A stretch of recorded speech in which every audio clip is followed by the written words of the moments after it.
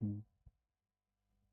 सुप्रभात साथियों, आप सबका द स्मार्ट विजन क्लासेस में स्वागत है। पॉलिटिकल साइंस के इस एमसीक्यू और पीवाईक्यू के प्रैक्टिस सेशन में हरिवंश राय बच्चन की एक लाइन याद आ रही है, उससे अपनी क्लास प्रारंभ करते हैं कि आज अपने ख्वाब को मैं सच बनाना चाहता हूँ। दूर की इस कल्पना को दूर की इस कल्पना के पास जाना चाहता हूँ। कि ख्वाब तभी सच होंगे जब आप अपनी कल्पनाओं और अपने विचारधाराओं पर निरंतर आगे बढ़ते रहेंगे। तो आइए अपने इस मैराथन के इस क्लास में इस पीवाईक्यू एमसीक्यू के इस बैच को हम प्रारंभ करते हैं। और जो जो बच्चे लाइव आ रहे हैं, सब अपने साथियों को ज्वाइन करिए, भेजिए। काफ़ी इंपॉर्टेंट सेशन होने वाला है आज का। आज मिक्स एमसीक्यू आएंगे।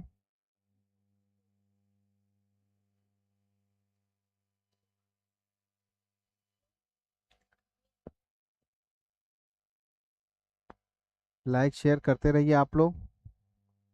आइए अपनी क्लास हम प्रारंभ करते हैं क्वेश्चन आंसर के श्रृंखला से। और जिन जिन लोगों ने the smart vision classes app install नहीं किया है, वो ऐप इंस्टॉल कर ले। ठीक। ये नंबर पे कॉल करके बातचीत कर लीजिएगा कि क्या है, कौन कौन से ऐप लॉन्च किए जा रहे हैं, उन सारी चीज़ों को आप लोग देख लीजिएगा। मिनिमम फीस में 2 दिन के मूवी के टिकट में आप लोग को पूरा एक कंप्लीट बैच मिल जाएगा, जहाँ से आप ज्वाइन करके अपने अपनी सिलेक्शन की के उन सभी मापदंडों को पूरा कर सकते हैं। इस चैनल पे यहाँ पे आपको वन स्टॉप सोल्यूशन मिलता है। हर सब्जेक्ट के विषय विशेषज्ञ आपको एमसीक्यू से लेके प्रैक्टिस सेशन से लेके थ्योरी क्लासेस से लेके वो सारी चीज़ें बताई जा रही हैं। तो आप लोग आइए इस सेशन को ज्वाइन कीजिए और अपने अध्ययन अध्यापन को प्रारंभ कीजिए। और बस निरंतर लगे रहिए, बस एक चीज़ याद करके कि मन का हो तो अच्छा है, मन का ना हो तो और भी अच्छा है। यहाँ पे आपको हर सारे सवालों के जवाब आपको मिलेंगे। हर टीचर आपके हर सवालों का जवाब देता है। स्टूडेंट ओरिएंटेड क्लासेस रखी जाती हैं, जो स्टूडेंट को चाहिए वो चीज़ें यहाँ पे प्रोवाइड की जा रही हैं। सिलेक्शन बहुत कम लोगों का होता है। क्यों? क्योंकि निरंतरता बहुत कम लोग बना पाते हैं। तो निरंतरता बनाए रखिए, हमारे सेशन में आते रहिए। आइए अपनी कक्षा प्रारंभ करते हैं।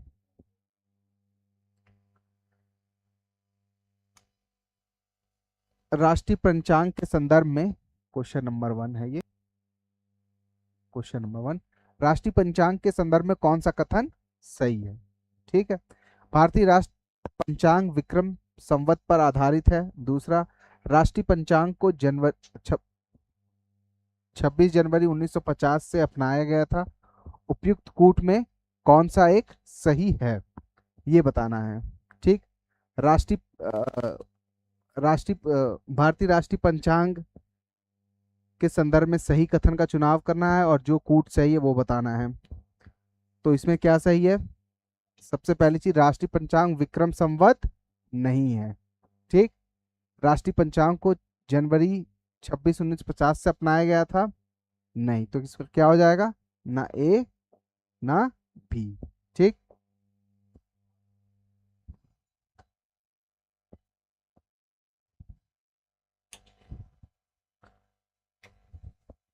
आते रहिए, आप लोग जवाब देते रहिए। निम्नलिखित कथनों में से कौन सा कथन सत्य है? पहला कथन क्या कर रहा है? कांग्रेस के नागपुर सत्र में 1920 के पश्चात प्रांतीय कांग्रेस समिति का गठन भाषाई आधार पर किया गया था। बी क्या कह रहा है? 1948 में कांग्रेस ने भाषाई आधार पर प्रांतों के गठन की मांग को अस्वीकार कर दिया था।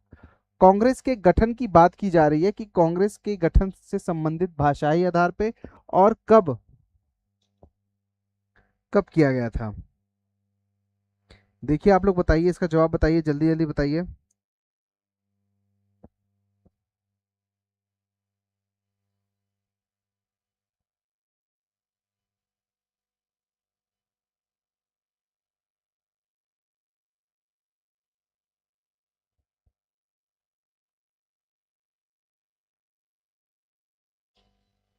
देखिए, कांग्रेस के नागपुर सत्र में 1920 के पश्चात प्रांतीय कांग्रेस समिति का गठन भाषाई आधार पर किए जाने की बात की गई थी। ठीक है, ये बात सत्य है।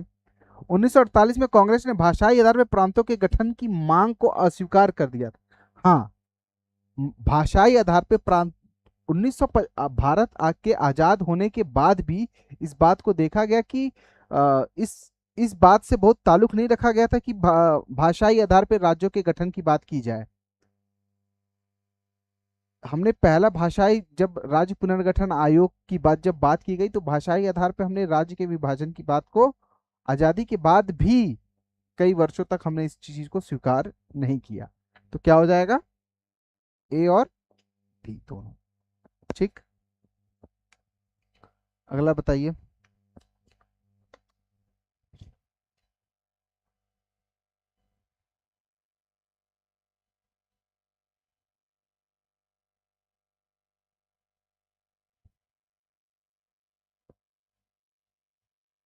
गुड मॉर्निंग, गुड मॉर्निंग, जवाब दीजिए आप लोग।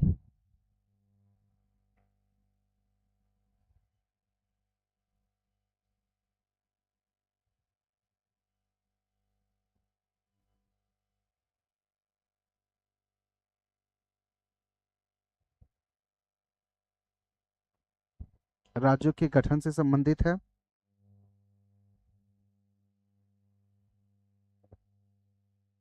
देखिए, नागालैंड नागालैंड कब बना था, 1963। तो ए का बी हो जाएगा। झारखंड कब बना था, झारखंड बना था हमारा 2000 में, 2000। तेलंगाना 2014 में, ठीक। सिक्किम 75 में, ठीक। तो इसका क्या हो जाएगा, हमारा बी हो जाएगा। आगे बताइए। सही है। अगले सवाल का जवाब दीजिए। निम्न घटनाओं को कालक्रम में व्यवस्थित कीजिए और नीचे दिए गए कूट का सही उत्तर का चुनाव कीजिए। ठीक, 122 नंबर बताना है आपको।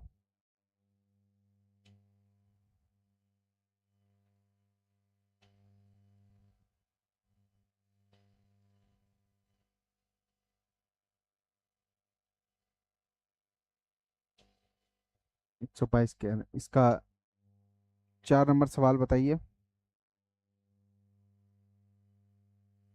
14th क्वेश्चन बताइए। देखिए, कालक्रम व्यवस्थित करना है, ठीक है ना। महाराजा हरि सिंह ने विलय पत्र पे कब हस्ताक्षर किया, भारत का संविधान कब लागू हुआ, ठीक। भारत का संविधान लागू हो रहा है 1950, वो 47 में हस्ताक्षर कर दे रहे हैं।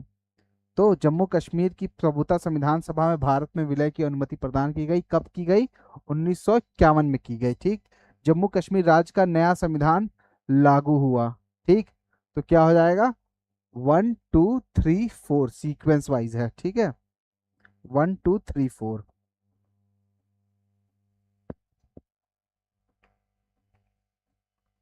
आगे बताइए।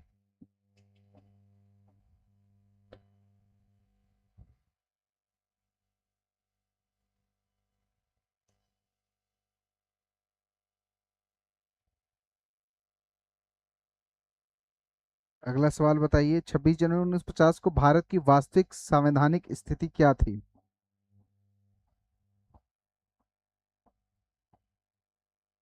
5 नंबर सवाल बताना है।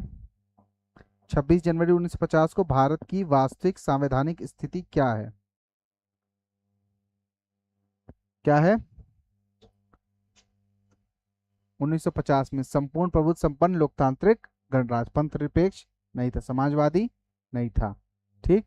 ये तो था ही, लेकिन सबसे ज्यादा मजबूत ये है। भारतीय संघात्मक व्यवस्था के संदर्भ में निम्नलिखित कथनों में से कौन सा कथन सही है। इसमें बताना है, भारतीय संविधान के अंतर्गत राज्यों को संघ से अलग होने का अधिकार नहीं है। अलग होने की मात्र वकालत करने पे अभिव्यक्ति की स्वतंत्रता की सुरक्षा मिलेगी। भारतीय संविधान के अंतर्गत राज्यों को संघ से अलग होने का अधिकार नहीं है। अलग होने की मात्र वकालत करने पे अभिव्यक्ति की स्वतंत्रता की सुरक्षा मिलेगी। अभिव्यक्ति की स्वतंत्रता की सुरक्षा मिलेगी। अभिव्यक्ति की स्वतंत्रता की सुरक्षा मिलेगी। बताइए।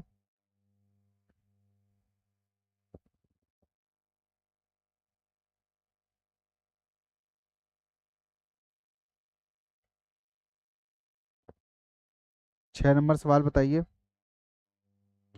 कल संघात्मक व्यवस्था के लक्षण मैंने बताए थे। देखिए, अगर भारतीय संघात्मक व्यवस्था की बात करें, संघात्मक व्यवस्था जहां पे आ जाए तो वहां पे हमें क्या एक एक बात याद रखनी है, केंद्र एवं राज्यों के बीच शक्तियों का विभाजन होगा। और यहाँ पे केंद्र शक्तियां जो हैं दोनों में समान रूप से क्षेत्र विकेंद्रीकरण की शक्तियां होंगी। विकेंद्रीकरण होगा। ठीक, विकेंद्रीकरण होगा। ठीक है ना। तो इस बात पे ध्यान रखना। तो ये क्या कह रहा है, भारत के संविधान के अंतर्गत राज्यों को संघ से अलग होने का अधिकार नहीं है। संघ से अलग होने का अधिकार तो नहीं है, लेकिन शक्तियों का वितरण तो है ही है। ये बात सही है। ठीक।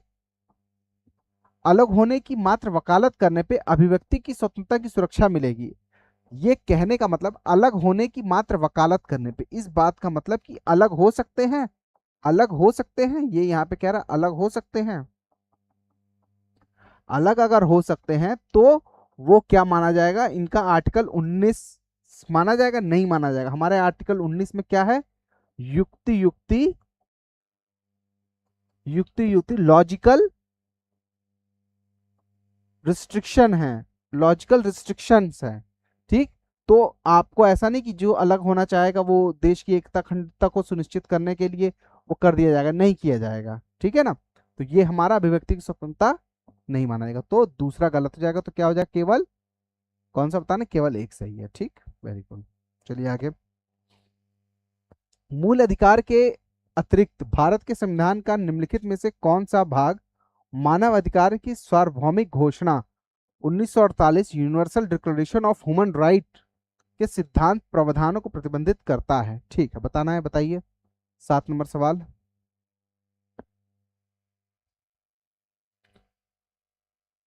6 नंबर लगभग लोगों का गलत है।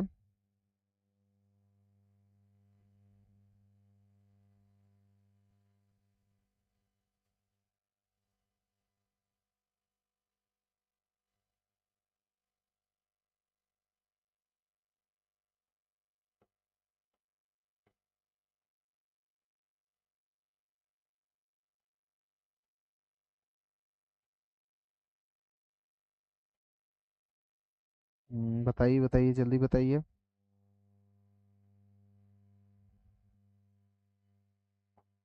मूल अधिकार के अतिरिक्त भारत के संविधान का निम्नलिखित में से कौन सा भाग मानव अधिकार की सार्वभौमिक घोषणा 1948 के सिद्धांत प्रावधानों को प्रतिबंधित करता है? 125 का। देखिए, उस समय की स्थिति क्या का प्रावधान, क्या उद्देश्य का, हाँ थी, राजकीय नीति सिद्धांत थे। मौलिक कर्तव्य प्रतिबंधित करता है। ह्यूमन राइट डिक्लेरेशन मूल अधिकारों के अतिरिक्त, उससे अतिरिक्त, मूल अधिकार के अतिरिक्त जो बात की गई है सार्वभौमिक घोषणा की, उसके अलावा भी अगर कहीं पे अधिकारों और प्रावधानों की बात की गई, सार्वभौमिक घोषणा की, समाज को ऐसा करना चाहिए, ऐसा नहीं करना चाहिए, कौन सी चीजें उचित है, कौन सी चीजें अनुचित है, ये सारी बातें जहां बताई गई हैं। ठीक। तो क्या कहा, 1 और 2? क्यों, मौलिक कर्तव्य नहीं होगा? मौलिक कर्तव्य की घोषणा नहीं की गई है। ठीक। उसी के बाद भारत में इस चीज को अपनाया तो बहुत देर से गया है ना। भारत अपना इस बात को बहुत देर से रहा है, लेकिन घोषणा इसकी बहुत पहले ही कर दी गई थी। तो मूल कर्तव्य भी होगा। ठीक।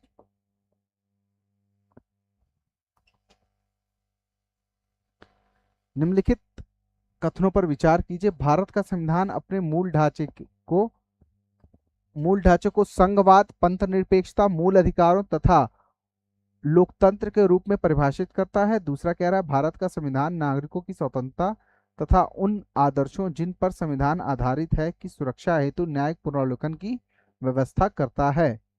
उपयुक्त में से कौन सा कथन सही है?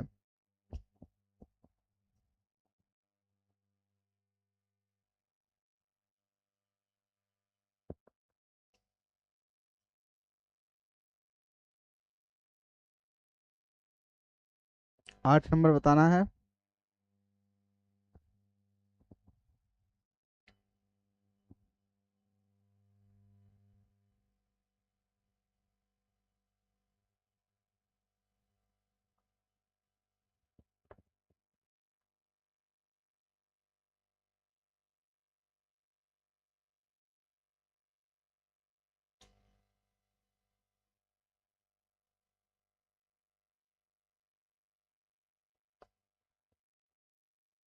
देखिए, विचार करना है।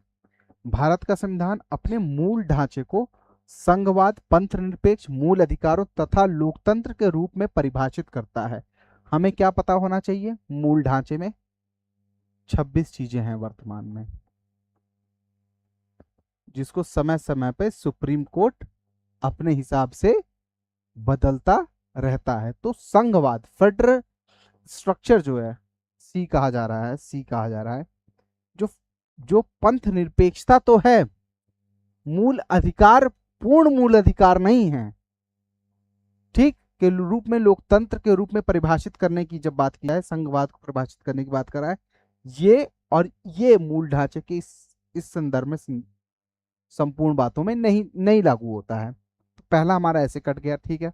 भारत का संविधान नागरिकों की स्वतंत्रता मतलब आर्टिकल 19 तथा उन आदर्शों जिन पे संविधान आधारित है की सुरक्षा हेतु न्यायिक पुनरावलोकन की व्यवस्था करता है। न्यायिक पुनरावलोकन की व्यवस्था की गई है, ये बात भी सही है। तो ये क्या हो जाएगा? केवल 2 हो जाएगा।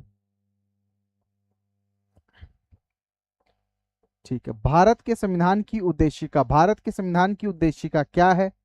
भारत के संविधान की उद्देशिका, 9 नंबर सवाल। भारत के संविधान की उद्देशिका क्या है? संविधान का भाग है किंतु कोई विधिक प्रभाव नहीं रखता, किंतु कोई विधिक प्रभाव नहीं रखती। कोई विधिक प्रभाव नहीं का, कोई कानूनी प्रभाव रखती है भारत की संविधान की उद्देशिका? भारत का संविधान का भाग नहीं है और कोई विधिक प्रभाव नहीं रखती। भाग तो है, अभिन्न अंग कहा गया है, ठीक है। भारत के संविधान का भाग है, वैसे ही विधिक प्रभाव रखती जैसी उसका कोई अन्य भाग ना हो, ठीक।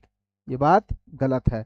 संविधान का भाग है किंतु उसके अन्य भागों में स्वतंत्र होकर उसका कोई विधिक प्रभाव नहीं रखती। देखिए, ये यहाँ पे बात समझ, संविधान का भाग तो है हमारी प्रस्तावना, उसका अन्य भागों में स्वतंत्र होकर उसका कोई विधिक प्रभाव नहीं है। जहां पे संविधान, बात कहा गया कि जहां पे हमारा संविधान की कोई बात जहां पे मौन हो, उसके बाद हमें प्रस्तावना पढ़ना है।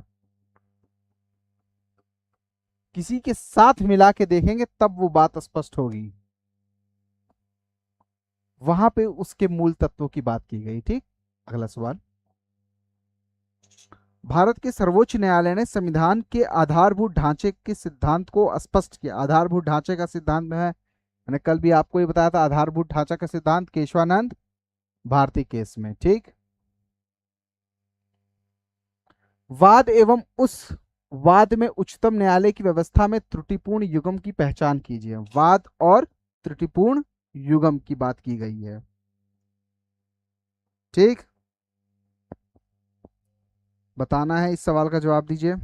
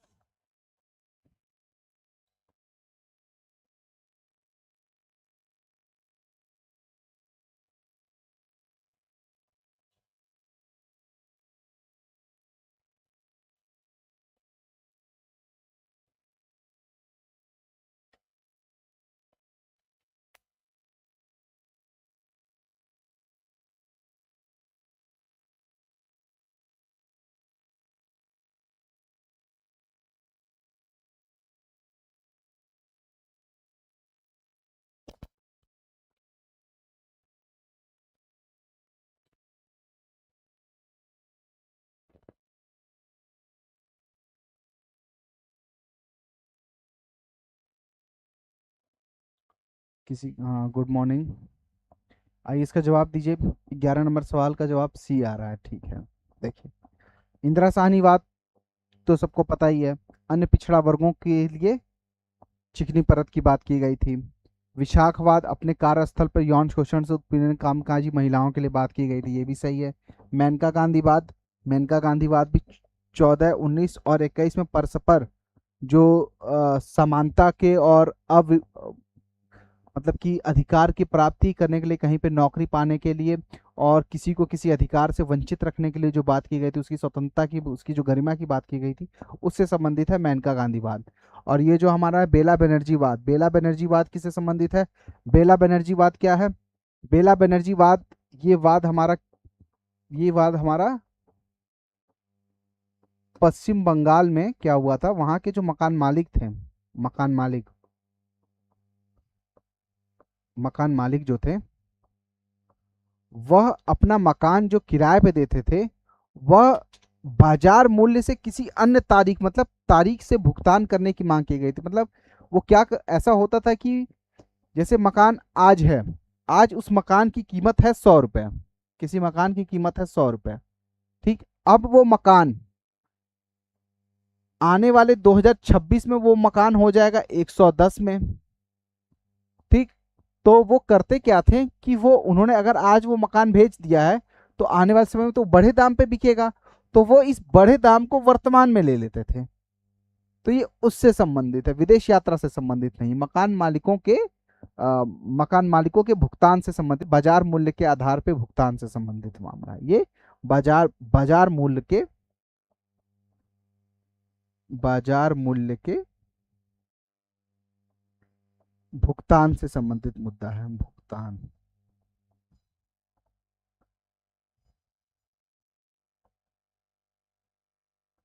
से संबंधित है। ठीक है, 12 नंबर बताना है। निम्नलिखित कथनों में से कौन सा कथन सत्य सही नहीं है? सही नहीं है बताना है। ठीक,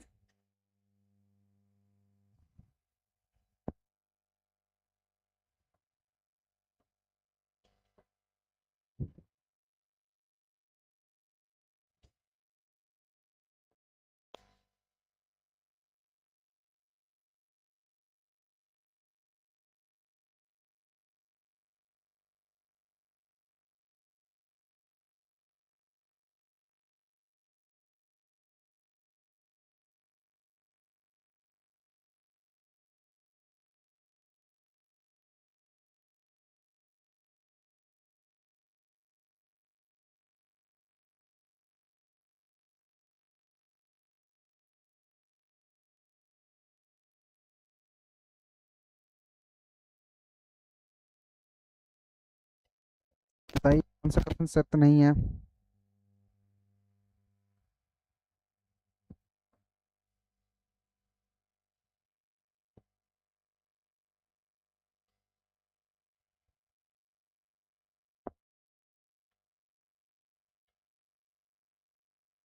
ठीक है, कई लोगों ने बता दिया सही है।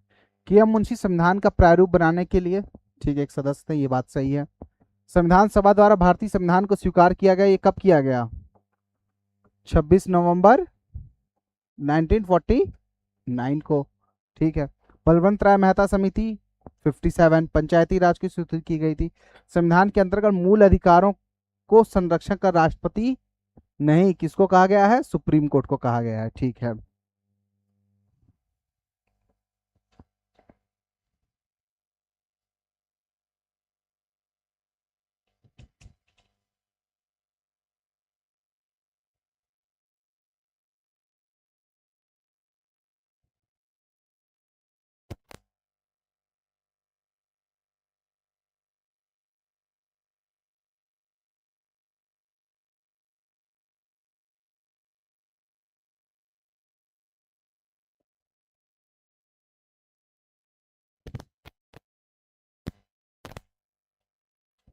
किसी का जवाब नहीं आया इस बार? यहाँ पे फिल इन द ब्लैंक्स बताना है। बना कर्तव्य बिना बिना कर्तव्य के उसी प्रकार है जैसे मनुष्य बिना परछाई के। हाँ, अब यहाँ पे क्या है, विश्वास बना, विश्वास नहीं, क्या होगा, अधिकार होगा। ये किसने कहा है? अधिकार बिना कर्तव्य के उसी प्रकार है जिस प्रकार मनुष्य बिना परछाई के। ये कथन किसका है? लास्की का कथन कथन है। ये लास्की ने कहा है, हेरोल्ड लास्की का कथन है ये लास्की, इस विषय लास्की का कथन है। ठीक,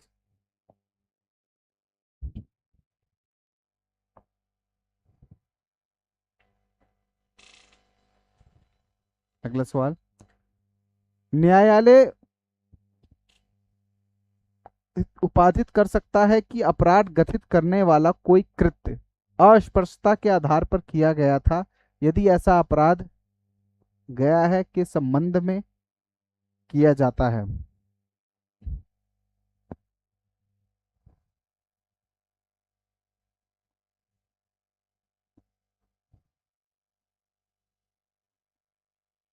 ये यहाँ पे क्या है, देखिए ये न्यायालय, ये यहाँ पे फिल इन द ब्लैंक्स है, ये यहाँ पे बताना है क्या होगा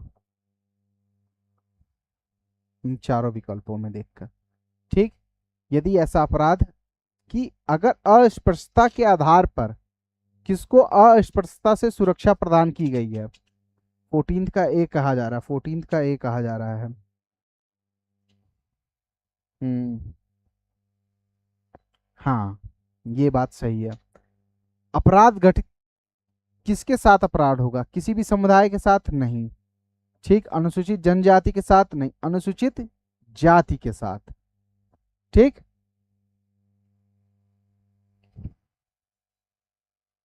आगे बताइए।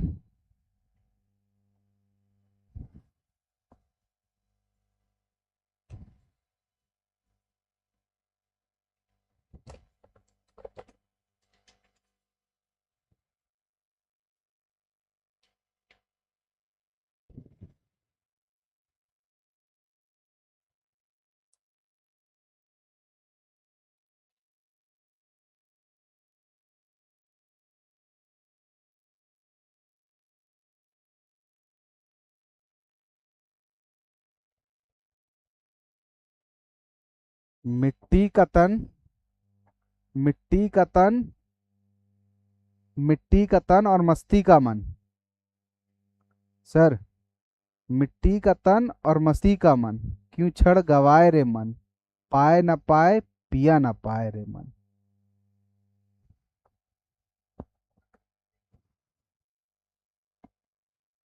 बताइए, ये 15 नंबर सवाल बताइए आप लोग।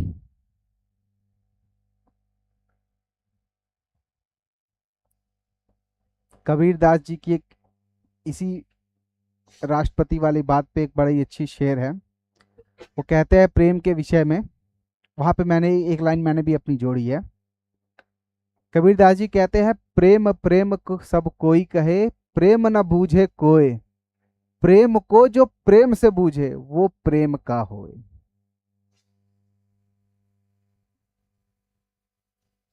तो अपने मौलिक अधिकारों की सुरक्षा बनाए रखिए और प्रेम करते रहिए। 15 नंबर सवाल बताइए।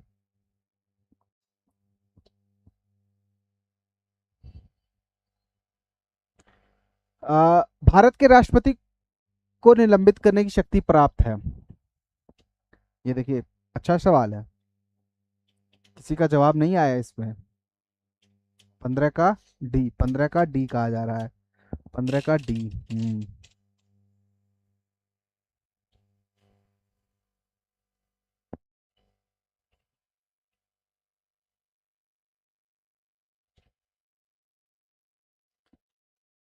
ये 20 निलंबित आपातकाल में, देखिए अगर आपातकाल आ जाए, आपातकाल में कौन कौन से अधिकार निलंबित हो सकते हैं, मतलब नहीं हो सकते हैं? 20 और 21 नहीं हो सकते। ठीक, तो आपातकाल की बात है, तो ये दोनों तो बात खत्म।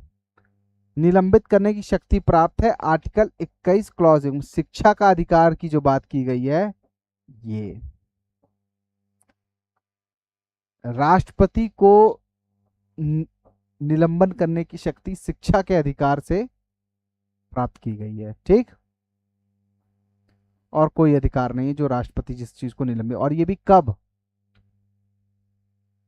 21, 19 भी नहीं होगा, 19 भी नहीं होगा, 21 होगा। ठीक।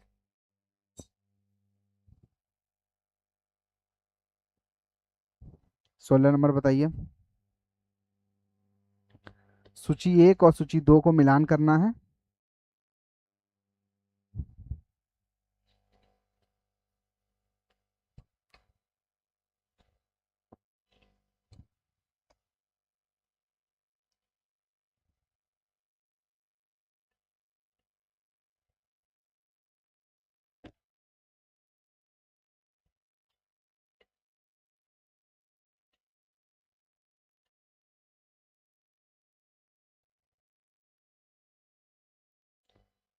बताइए बताइए।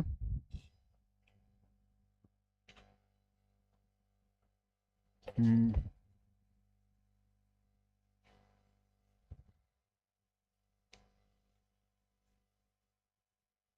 3412, 3412 जया बता रही है 3412, 3412 बताया जा रहा है। और कौन है? सही है। उपाधियों के निषेध की बात की गई है। कहाँ बात की गई उपाधियों के निषेध की? आर्टिकल 18 में। धार्मिक मामलों पे प्रबंधन की की बात कहाँ की गई है?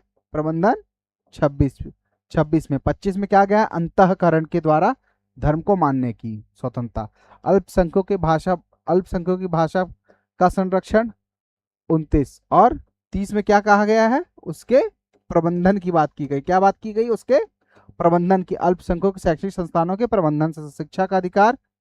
21 का ये क्या है? 21 का। ठीक, तो डी हो गया।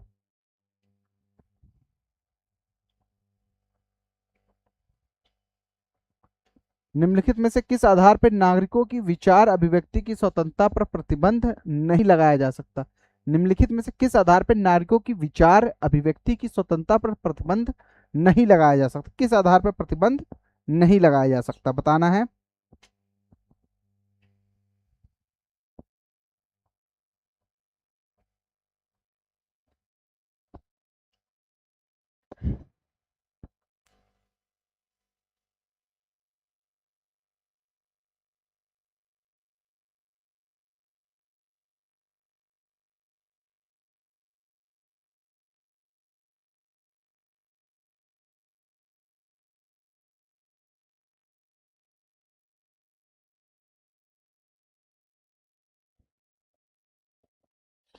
निम्नलिखित में से किस आधार पर नागरिकों की विचार अभिव्यक्ति की स्वतंत्रता मतलब आर्टिकल 19 को प्रतिबंधित किया जा सकता है, रोका जा सकता है? किसकी? भारत की संप्रभुता, हाँ।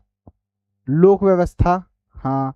न्यायपालिका की अवमानना, हाँ। ये तीनों बातें सही हैं। अवांछनीय आलोचना का मतलब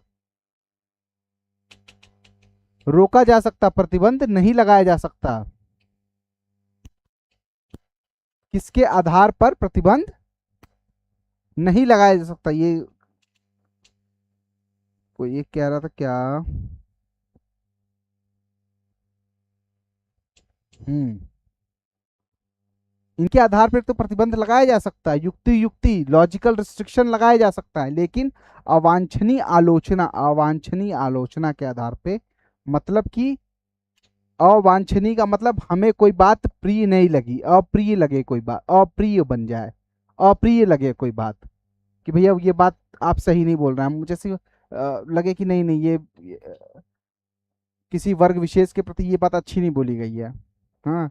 कभी कोई डिबेट, जैसे वंदे मातरम पे इस समय चर्चा हो रही है, कोई लगे कि नहीं नहीं ये अच्छी चर्चा नहीं है, उस पे नागरिकों को प्रतिबंधित किया जा सकता है? नहीं किया जा सकता है। मतलब अवांछनीय का मतलब होता है उसका अनवेलनेस, कि कुछ गलत कह दिया गया या कुछ जो उस बात का एक्सप्लेनेशन नहीं समझ में आ रहा है उस पे। ठीक।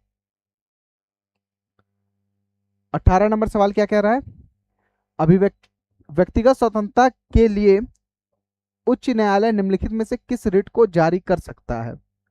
व्यक्तिगत स्वतंत्रता के लिए उच्च न्यायालय किस रिट को जारी कर सकता है? व्यक्तिगत स्वतंत्रता की बात की जा रही है।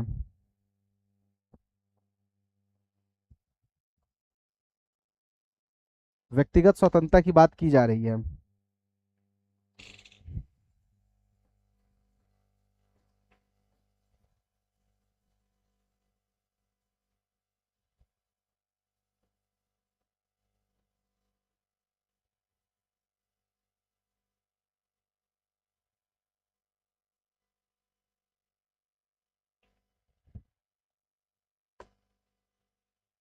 हम्म।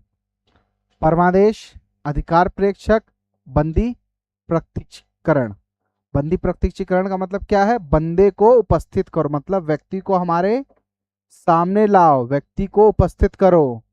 व्यक्तिगत स्वतंत्रता की बात की जाए, पर्सनल की बात की जा रही है, ये किसी व्यक्ति के तरफ भी हो सकता है, किसी प्राधिकरण की तरफ भी हो सकता है, किसी संस्था की तरफ भी हो सकता है।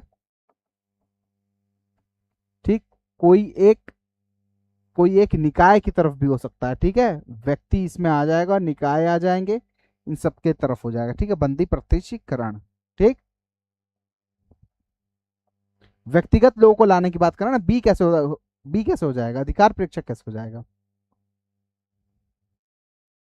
19 नंबर सवाल, भारतीय संविधान के किस अनुच्छेद में विधि की सम्यक प्रक्रिया के सिद्धांत को का उल्लेख किया गया है? अनुच्छेद में किस विधेयक की सम्यक प्रक्रिया का की बात की गई है? बताइए इसका।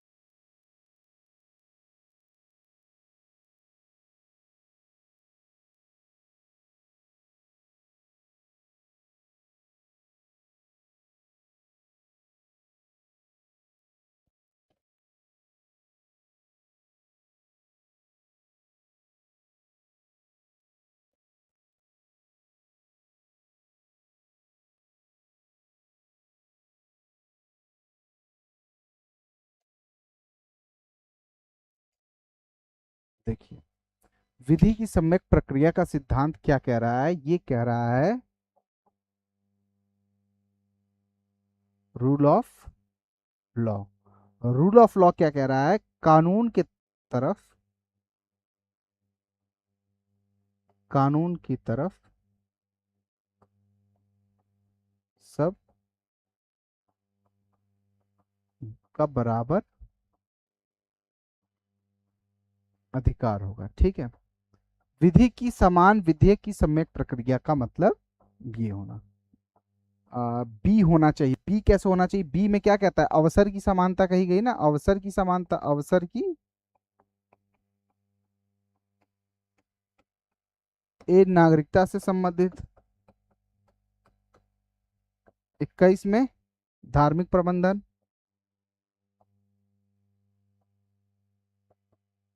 धार्मिक प्रबंधन आर्टिकल 21 गरिमापूर्ण जीवन जीने का अधिकार। गरिमापूर्ण जीवन का, विधि में सबके प्रति समान हो जाए, ये एक गरिमा का विषय है। विधि की सम्यक प्रक्रिया आर्टिकल 21। एक व्यक्ति का सही जवाब है इसमें। ठीक। आगे बताइए। अनुसूचित जाति तथा अनुसूचित जनजाति को किस अनुच्छेद के अंतर्गत मौलिक सामाजिक, आर्थिक, राजनैतिक और सांस्कृतिक अधिकार दिया गया है? अनुसूचित जाति एवं जनजाति को किस अनुच्छेद के अंतर्गत मौलिक सामाजिक, आर्थिक, राजनैतिक तथा सांस्कृतिक अधिकार दिया गया है?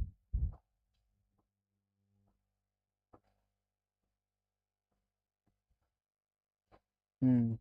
और ये यहाँ पे कहने का इनका मतलब है अस्पृश्यता का, अस्पृश्यता का उन्मूलन की बात की गई।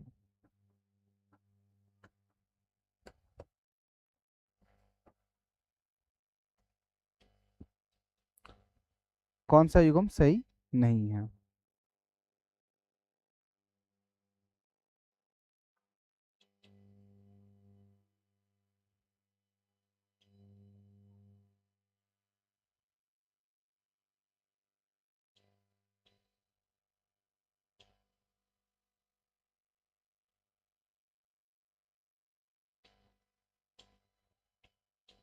बताइए कौन सा सही नहीं है।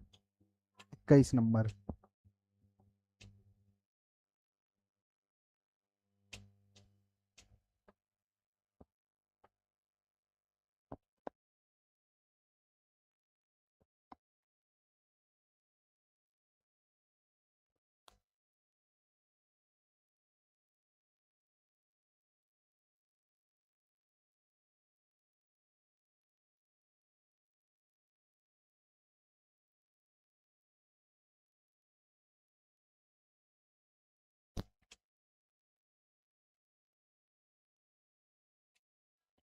डी लग रहा है।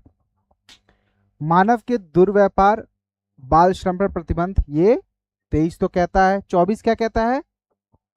24 कहता है बाल श्रम, बाल श्रम पे प्रतिबंध लगाता है। ठीक, 23 पढ़ा है तो 24 पढ़नी है। अल्पसंख्यक वर्गों के हितों का संरक्षण, ये बात भी सही, अल्पसंख्यक वर्गों के हितों का संरक्षण। ठीक है। संवैधानिक उपचार का अधिकार, ये भी बात आपको तो पता ही है, 32। शिक्षा संस्थानों की स्थापना तथा प्रशासन करने का अल्पसंख्यक वर्गों का अधिकार, ये क्या 31 है? ये 31 नहीं है, ये क्या है? आर्टिकल 30 क्लॉज 2 है, यही आर्टिकल 30 क्लॉज 2 है। तो डी जिसने जवाब दिया है उनका सही है। 22 नंबर बताइए। 22 नंबर।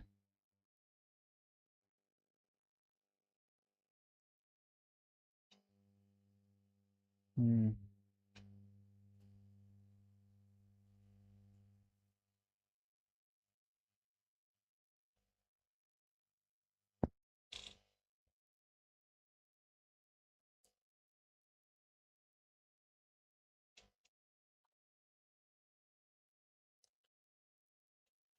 निम्नलिखित कथनों पर विचार करना है। कथन कारण दिए गए हैं। भारत कथन, देखिए बताइए।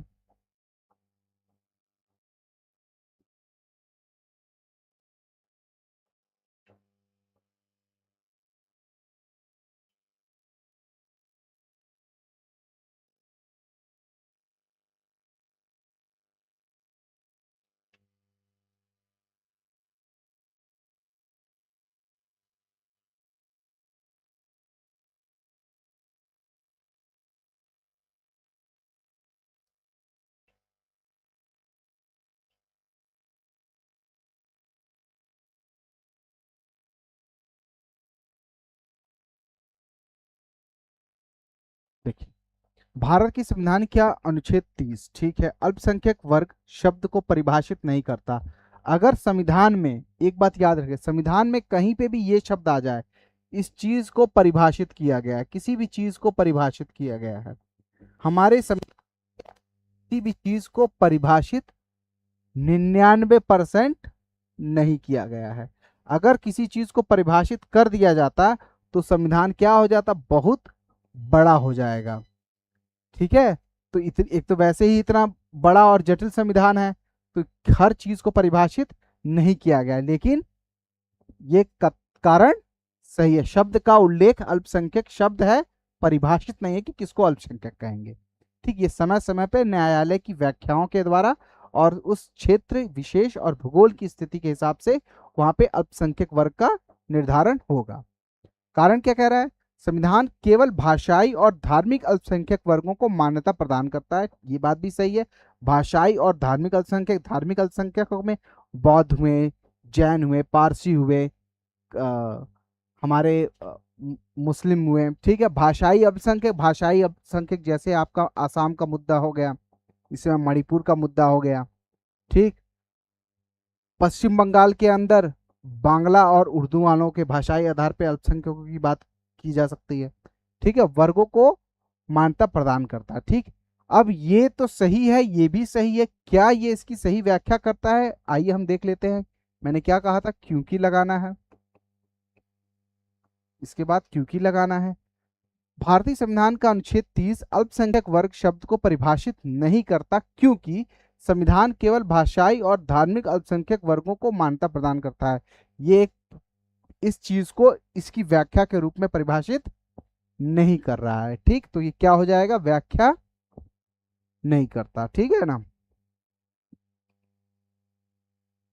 भारत के भारत के संविधान का कौन सा अनुच्छेद अपनी पसंद के व्यक्ति से विवाह करने कि किसी व्यक्ति के अधिकार को संरक्षण देता है? किसी अपने पसंद के व्यक्ति से विवाह करने, ये मेरे ख्याल से लगता है यूपीएससी में शायद ये सवाल आया था एक बार। हम्म अपने पसंद के व्यक्ति से विवाह करने की बात मैंने बार बार बताया है। आर्टिकल 19, आर्टिकल 21, आर्टिकल 25, आर्टिकल 29, ये दोनों तो वैसे ही कट गए, ठीक। बचा 19 और 21। मैक्सिमम लोगों ने 19 मारा था जब ये सवाल आया था, लेकिन इसका सही उत्तर क्या है? आर्टिकल 21। क्यों? क्योंकि मैंने हमेशा कहा है 19 वर्सेस 21 की जब भी लड़ाई होगी तो 21 को वरीयता देनी है, ठीक है।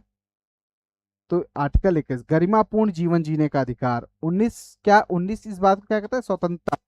स्वतंत्रता की जब वो बात करता है कि आपको किसी भी प्रकार से रहने, व्यवसाय करने, आचरण करने, भ्रमण करने, आचरण करने से संबंधित बात की जाए तो इस आधार पर आर्टिकल 19 होगा, और आर्टिकल 21 इस आधार पर होगा कि गरिमापूर्ण जीवन, मेरा विवाह जो है एक व्यक्तिगत, एक एकांत पर्सनल विषय है, एक पर्सनल विषय है, मेरा पर्सनल विषय है। सीसीटीवी कैमरा ये एक पर्सनल विषय है, ये आर्टिकल 21 के अंदर आएगा, ठीक। 24 नंबर बताइए।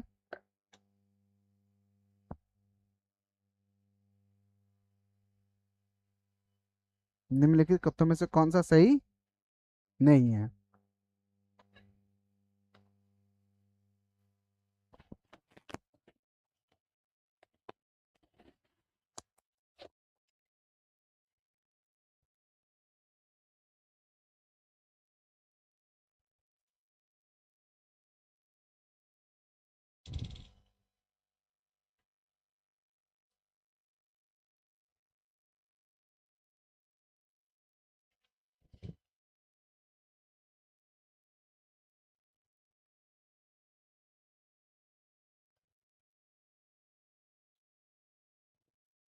सही नहीं है बताना है ना। बंदी प्रत्यक्षीकरण, the to have the body of, मतलब कि उस शरीर को उपस्थित करो। परमादेश, आदेश देते हैं, वी कमांड, सही है। प्रतिषेध, प्रतिषेध, प्रतिषेध का मतलब क्या होता है? प्रति धन शेध, मना करना। मना करना मतलब to the not to the satisfy, prohibition, prohibition, ठीक। अधिकार प्रेक्षक, अथॉरिटी, वाई टू ऑथोराइज।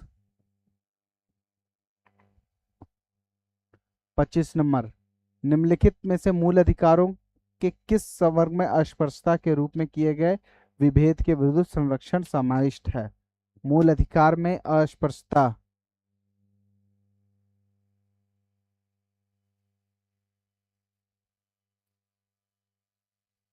नहीं पूछा था, सी होगा। पता नहीं क्या नहीं पूछा था, क्या नहीं पूछा था।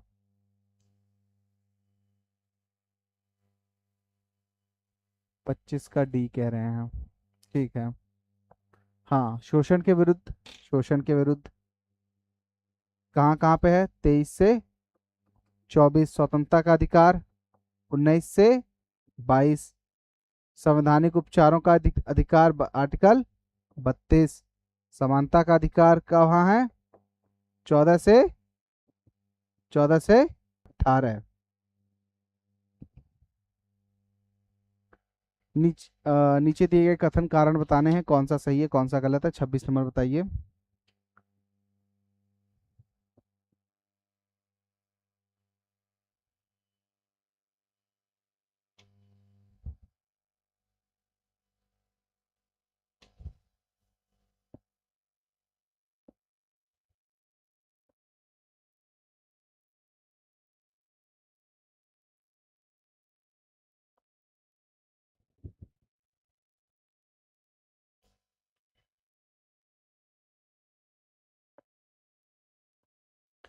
भारतीय राजनीतिक व्यवस्था की प्रकृति में निरंतरता और परिवर्तन के तत्व मूर्त रूप में पाए जाते हैं।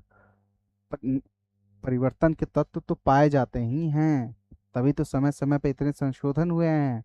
ये निरंतरता और परिवर्तन को परिलक्षित करने वाले तत्व हैं, इसीलिए आर्टिकल 368 जोड़ा गया है कि संशोधन किया जा सकते हैं साधारण बहुमत से, विशेष बहुमत से। ठीक है। कारण, भारतीय राजनीतिक व्यवस्था में निम्न राजनीतिक कार्यशालाओं जैसे कि आधुनिक शैलियां, परंपरा शैली और संत शैली के तत्व सम्मिलित हैं। ये बात भी सही है। तो क्या हो जाएगा, निरंतरता और परिवर्तन के तत्व विद्यमान होने के साथ साथ इसमें क्या है, इसकी सही व्याख्या करता है। क्या हमने जोड़ दिया था इसमें, क्योंकि या इसलिए।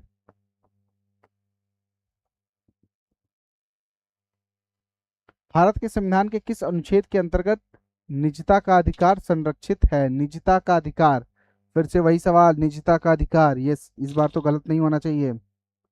निजता का अधिकार संरक्षित है, निजता का अधिकार संरक्षित है, निजता का अधिकार इसमें आर्टिकल 21 में। कानून को लागू कराने के मामले में कोई विधि जो किसी कार्यपालिका अथवा प्रशासनिक प्राधिकरण को अनादेशित तथा एवं अनियंत्रित विवेकाधिकार देता है, भारत के संविधान के निम्नलिखित अनुच्छेदों में कौन सा उल्लेख करता है? 28 नंबर सवाल।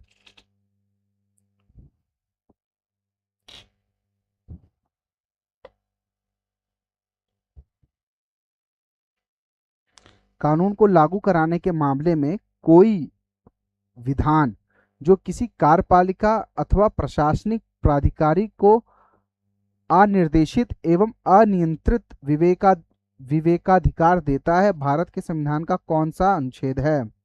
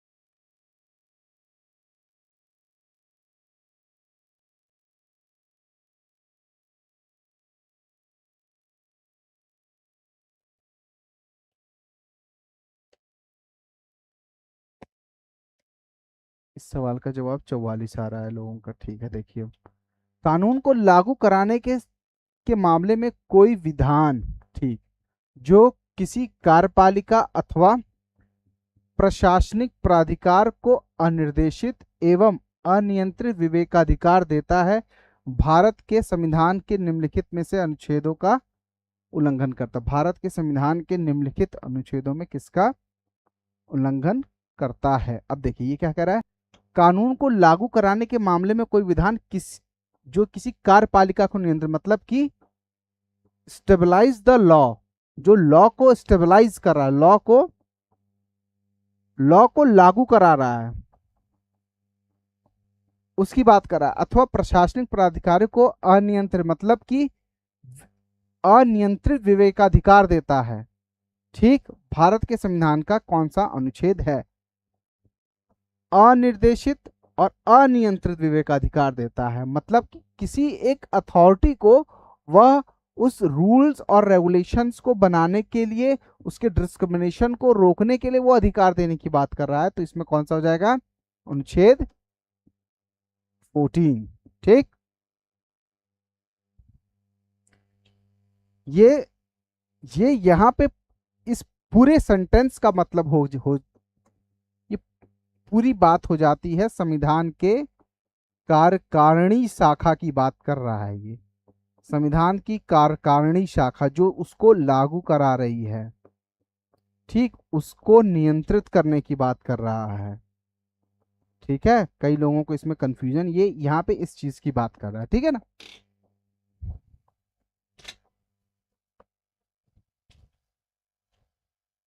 भारत रत्न और पद्म पुरस्कार के सम्मान में निम्नलिखित कथनों पर विचार करना है। भारत रत्न और पद्म पुरस्कार भारत के संविधान के अनुच्छेद 18 क्लॉज 1 के अंतर्गत उपाधियां हैं। उपाधियां हैं। पहली बात ये बताइए, उपाधियां हैं? उपाधियां नहीं हैं, उपाधियां हैं। भारत के संविधान में उपाधियां दी गई हैं, लेकिन ये कोई विशेष उपाधियां वर्ष 1954 में प्रारंभ किए गए पद्म पुरस्कारों को केवल एक बार निलंबित किया गया। ठीक है। किसी वर्ष विशेष में भारत रत्न पुरस्कार की अधिकतम संख्या 5 तक सीमित है। कौन सा कथन सही नहीं है बता रहा है? कौन सा कथन सही नहीं है बता रहा है? उपाधियों के अंत की बात की गई है 18 में।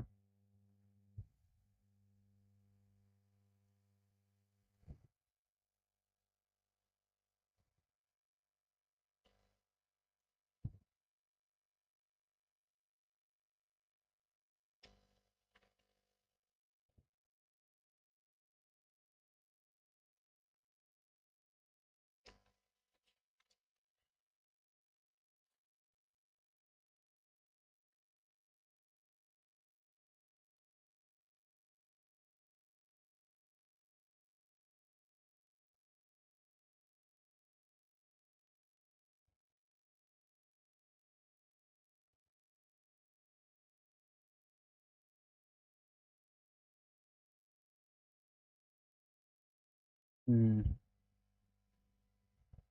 देखिए क्या कह रहा है। क्या कह रहा है? अनुच्छेद 18 एक क्या कहता है? ये कहता है कि राज्य को सेना, सेना और विद्या से संबंधित जो सेना और विद्या से संबंधित जो राज्य कार्य करेगा, हाँ, उससे संबंधित, उसके सिवा आप किसी को कोई उपाधि नहीं देंगे। इसके सिवा हम किसी को कोई भी उपाधियां नहीं देंगे। ठीक, तो ये बात क्या है? भारत रत्न पद्म पुरस्कार पाने के लिए भारत के संविधान अनुच्छेद 18 एक के अंतर्गत उपाधियां हैं। हाँ हैं। ठीक। वर्ष 1954 में प्रारंभ किए गए पद्म पुरस्कारों को केवल एक बार निलंबित किया गया था। केवल एक बार निलंबित किया गया था। हाँ, ये बात भी सही है। ठीक है। केवल एक बार इसमें विवाद आ गया था कि ये निलंब, और इसी से संबंधित एक वाद भी है। बी कहा जा रहा है, इसी से संबंधित एक वाद भी है, बड़ा प्रचलित वाद था। कौन सा वाद है? बालाजी राघव वर्सेस भारत सरकार। एक बार ये भी सवाल आया है, ये कब आया था? 1966 में सर्वोच्च न्यायालय ने इस पे निर्णय दिया था कि ये कोई वो नहीं है। ठीक, तो पहला सही है। दूसरा सही है, किस वर्ष विशेष में भारत पुरस्कार की अधिकतम संख्या 5 तक सीमित है? किसी वर्ग विशेष में 5 से अधिक, अब की बार लास्ट टाइम 5 दिया गया था। ठीक है, लोगों का, मैक्सिमम लोगों का सही है। ठीक, नहीं, इसमें मैक्सिमम एक का गलत है। ठीक है ना। 13 नंबर क्वेश्चन।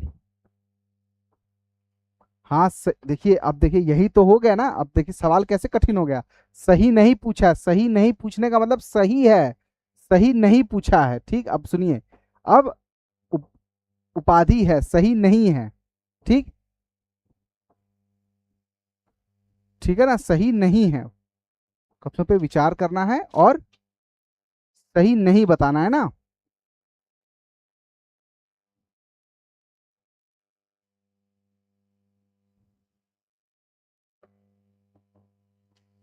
सही है।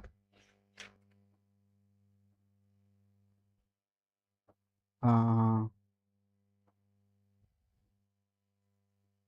क्या कह रहे हैं ये?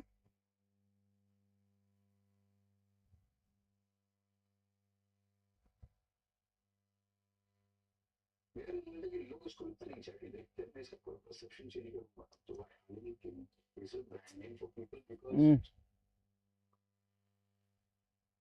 ऐसा असत्य पूछा है, देखिए अब समझे नहीं आप लोग। असत सही नहीं है, एक दो तीन, कोई भी सही नहीं है। ठीक, सही नहीं है ना। तो ये वाला कथन तो, उपाधियां, ये वाली बात तो, ये वाली बात सही है, वर्ग विशेष में 5 तक सीमित है, ये वाली बात भी सही है। तो इसमें कोई ऑप्शन सही सेट बैठ नहीं रहा है। इसमें सही है होना चाहिए, ठीक है ना, इसको काटिए। ये सही है, ये यहाँ पे क्या होगा, ये सही है होगा। ठीक है, ये यहाँ पे इसको हम, ये सही है। ठीक, ये ये अब सही होगा। ये गलत टाइप हो गया है। ठीक, अब सही है, ठीक है ना। हाँ, हाँ सही है होना चाहिए। निम्नलिखित में से किस व्यक्ति ने मूल अधिकारों को हमारे लोगों के लिए एक प्रतिज्ञा तथा सभ्य विश्व के साथ किया गया समझौता कहा है?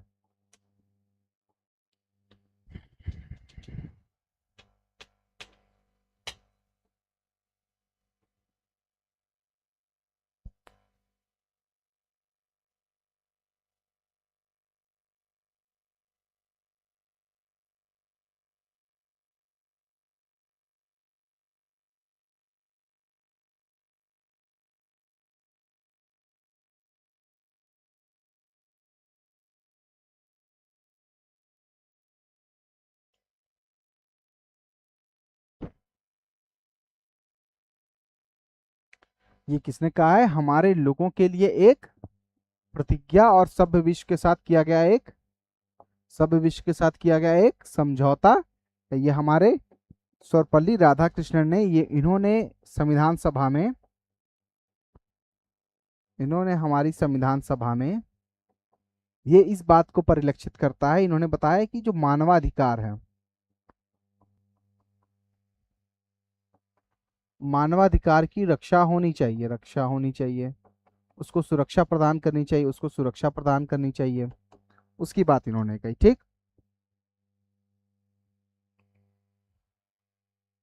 निम्नलिखित में से कौन सा संविधान के 42वें संशोधन द्वारा नीति निर्देशक तत्वों में नहीं जोड़ा गया, नीति निर्देशक तत्वों में नहीं जोड़ा गया?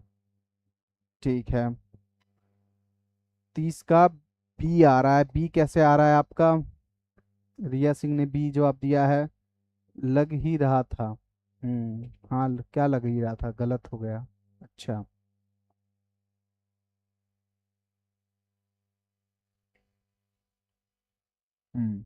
31 नंबर सवाल बताइए।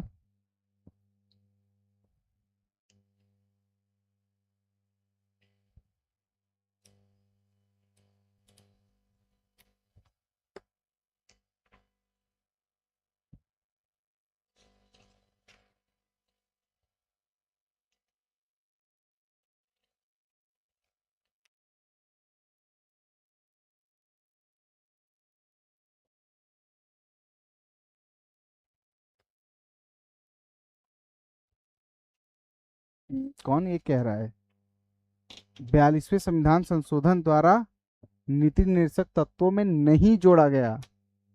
नीति निर्देशक तत्वों में कहाँ कोई चीज जोड़ी गई थी? कौन सी चीज जोड़ी गई थी, कौन सी चीज नहीं जोड़ी गई थी? शोषण एवं बच्चों एवं वयस्कों की सुरक्षा, ये तो बात तो जोड़ी गई थी, 39 में जोड़ा गया था। समान न्याय और निःशुल्क कानूनी सहायता, ये भी जोड़ा गया था। समान आचार संहिता, ये तो 44 में हमारे पहले ही था। ठीक है, नहीं जोड़ा गया था उद्योगों के प्रबंधन में श्रमिकों की भागीदारी। ठीक,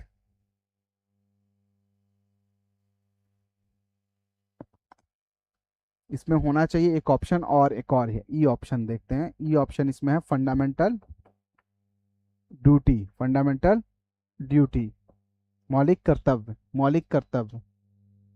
31 में एक और ऑप्शन ई ऑप्शन है, 31 में ई ऑप्शन है।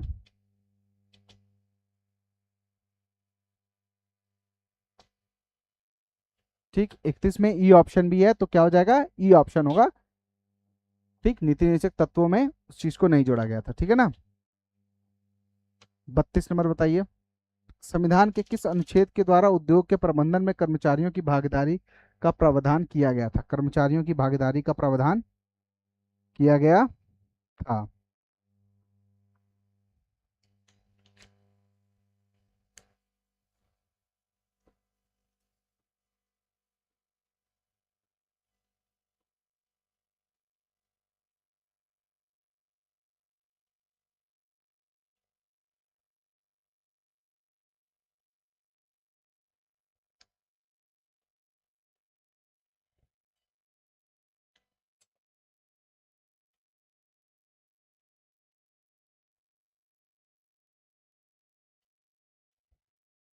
बताइए, आप लोग बताइए, जल्दी से बताइए।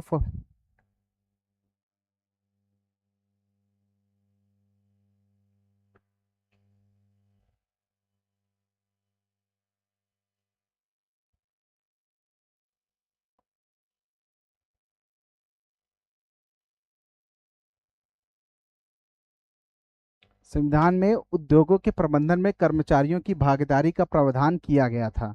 किसमें किया गया था? 43 क्लॉज ए में किया गया था। ठीक। 43 में क्या किया गया था? कुटीर उद्योग, कुटीर उद्योगों की बात की गई थी कि का प्रावधान किया गया है। ठीक।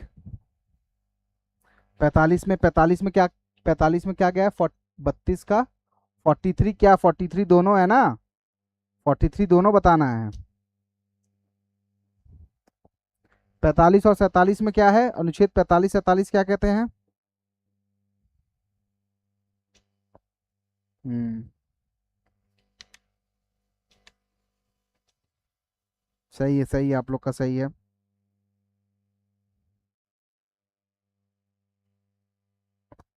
वही 46वें संविधान संशोधन द्वारा नहीं इसको जोड़ दिया गया था 86 में, कि 6 वर्ष से कम वर्षों के लिए प्री प्राइमरी एजुकेशन की जो बात की गई थी। ठीक है ना?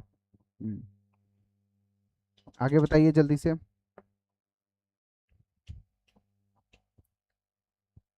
बंधुआ मजदूरी उन्मूलन की अधिनियम संसद ने पारित किया। बंधुआ मजदूरी उन्मूलन,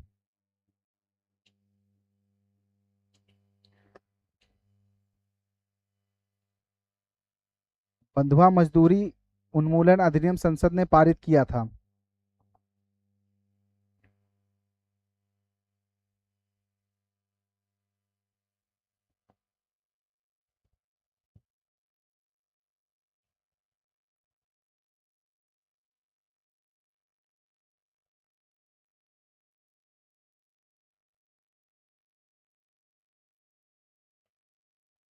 ठीक है, सही है ये। लेकिन इसको लागू जो माना जाता है, देखिए लागू का जो माना जाता है ना, इसको इसको लागू माना जाता है 25 अक्टूबर 1975 से। ठीक।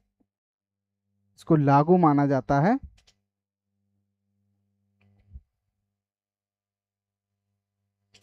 अगला बताइए। निम्नलिखित में से कौन सा राज्य का नीति निर्देशक तत्व नहीं है? राज्य का नीति निर्देशक तत्व नहीं है। ठीक। बताना है इसे, बताइए।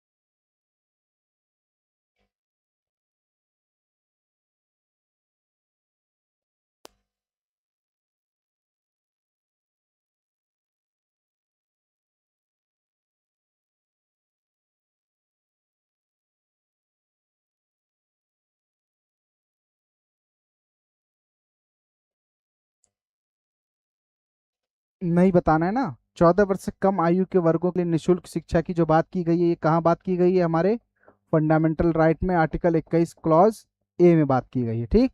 आर्टिकल 21 ए में बात की गई, आर्टिकल 21 ए में बात की गई है।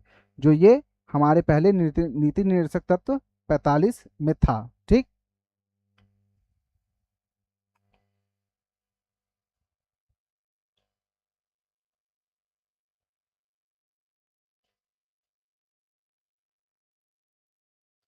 अगला बताइए।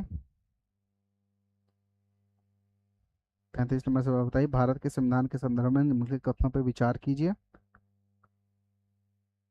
राष्ट्रीय सामाजिक सहायता कार्यक्रम में भारत के संविधान में उपबंध। देखिए आप लोग बताइए। 35 नंबर सवाल बताइए।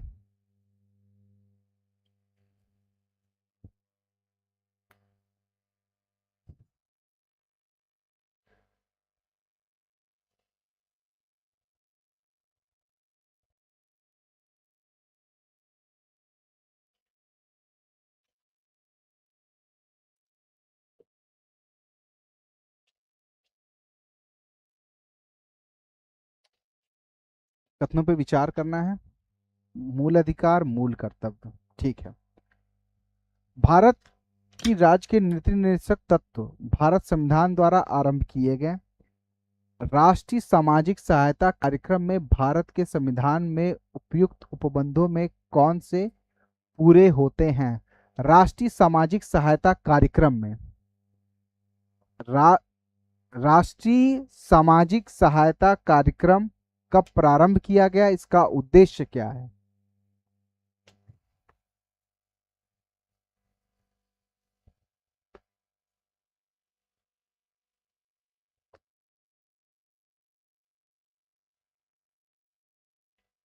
देखिए ये सवाल टिपिकल सवाल है। देखिए राष्ट्रीय सामाजिक सहायता कार्यक्रम प्रारंभ किया गया समाज के जो कमजोर वर्ग हैं, समाज का जो कमजोर वर्ग है ना, उसके उत्थान के लिए। कमजोर वर्ग में दलित भी आता है, महिला भी आती है, गरीब भी आता है। इनके उत्थान के लिए सन 1995 में कार्यक्रम प्रारंभ किया गया। इस कार्यक्रम के तहत जो सुधार किए गए भारतीय संविधान में सामाजिक सुधार से संबंधित, तो वो आते हैं। तो मूल अधिकार नहीं, मूल कर्तव्य नहीं, केवल उपयुक्त में पूरा करता है, केवल सी होगा, बी होगा, केवल बी होगा।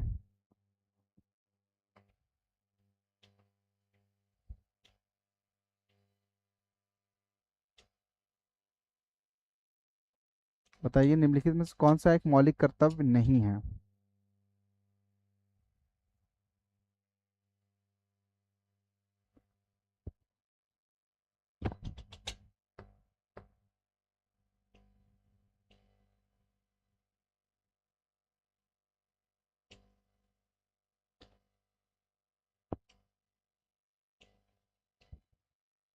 मौलिक कर्तव्य नहीं है।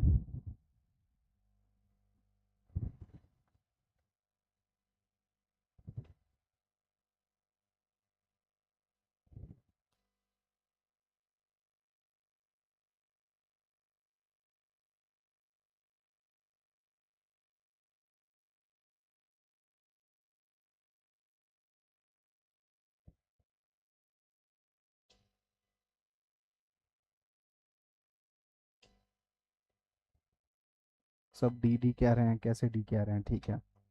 मौलिक कर्तव्य याद होना चाहिए सबको। राष्ट्रगान का सम्मान करना है, राष्ट्रीय संपत्ति का बचाव करना ये भी है, प्राकृतिक वातावरण का संरक्षण एवं सुरक्षा प्रदान करना 10वां नंबर यही है, राष्ट्रीय महत्व के स्थानों और स्मारकों की रक्षा करना ये क्या है?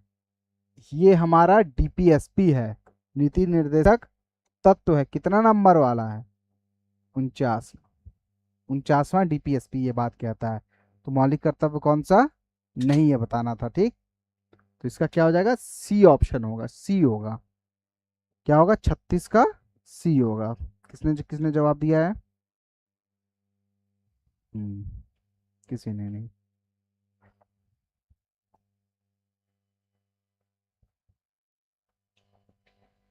आइए आगे आइए।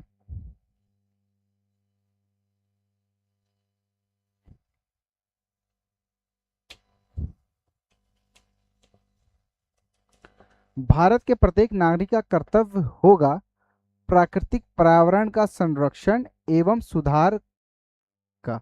यह उपलब्ध है। प्राकृतिक पर्यावरण का संरक्षण और उसके सुधार की बात की गई है 37 नंबर में। ये कौन सा अनुच्छेद कहता है?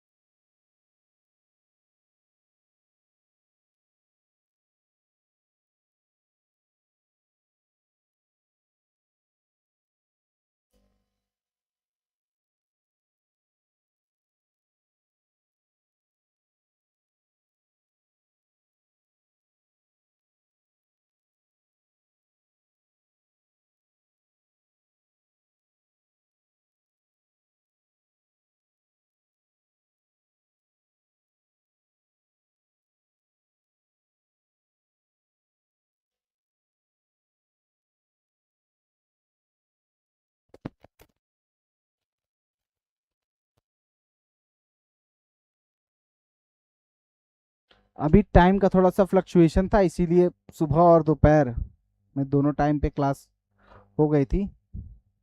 हाँ, क्लास का टाइमिंग 9:30 से ही था। अभी जब तक थोड़ा सा अभी व्यस्तता है, इसके कारण अभी सुबह ले लिया जा रहा है। नहीं तो क्लास आपकी जो है उसी समय रहेगी। आप लोग अपना सुझाव दे सकते हैं क्लास का क्या टाइम रखा जाए, जो आप सब लोग मैक्सिमम टू मैक्सिमम अपने यार दोस्तों को भी बुला सके। अपने सुझाव कमेंट बॉक्स में दीजिए कि क्लास की क्या टाइमिंग रखी जाए, जो मैक्सिमम बच्चे लाइव आएँ तो रिस्पॉन्ड जो है जो ज़्यादा अच्छे से हो सके। ठीक। अब देखिए बताना क्या है। भारत के प्रत्येक नागरिक का कर्तव्य होगा, जब कर्तव्य कह दिया गया, होगा प्राकृतिक पर्यावरण का संरक्षण एवं सुधार। ठीक। प्राकृतिक पर्यावरण का संरक्षण एवं सुधार की बात की गई है, ठीक है ना। तो ये कहां पर है? कर्तव्य में है हमारे 51A के जी में। ठीक। लेकिन आपके पर्यावरण का संरक्षण से संबंधित बात, पर्यावरण के संरक्षण की बात, वनों के संरक्षण की बात, वनों के संरक्षण की बात भी इसमें कही गई है। ठीक। लेकिन इसमें जब नागरिकों का कर्तव्य होगा प्राकृतिक पर्यावरण का संरक्षण, वहां पे वनों के संरक्षण की बात की गई है। वहां पे पर्यावरण के संरक्षण की, जब वन वन जानवर इन सब के संरक्षण की बात, प्राकृतिक वनस्पतियों के संरक्षण की बात की जाएगी, तो ये आएगा, ऐसे आएगा। तो इसका 51 का ए जी हो जाएगा। और 56 में क्या कहा गया है? 56 में हमारा क्या है? राष्ट्रपति का, 56 क्या है? राष्ट्रपति का कार्यकाल है। क्या है? 21 तो जान ही रहे हैं आप लोग, गरिमापूर्ण जीवन जीने का अधिकार। ठीक।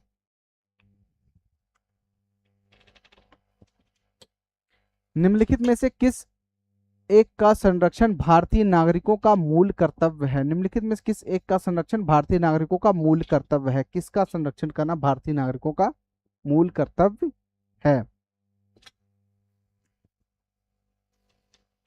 कर्तव्य की बात कर रहे हैं ना, तो ग्राम पंचायत तो डीपीएसपी में है, राष्ट्रीय ध्वज डीपीएसपी में, अनुसूचित जाति जनजाति की बात फंडामेंटल राइट और वहां पे दोनों जगह की गई है।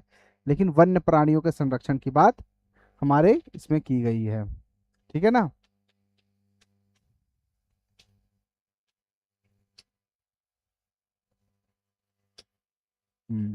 39 बताइए। एक नागरिक के मूल कर्तव्यों में निम्न में से कौन सा कर्तव्य सम्मिलित नहीं है? ठीक। सम्मिलित नहीं है बताना है कर्तव्यों में। ठीक है ना।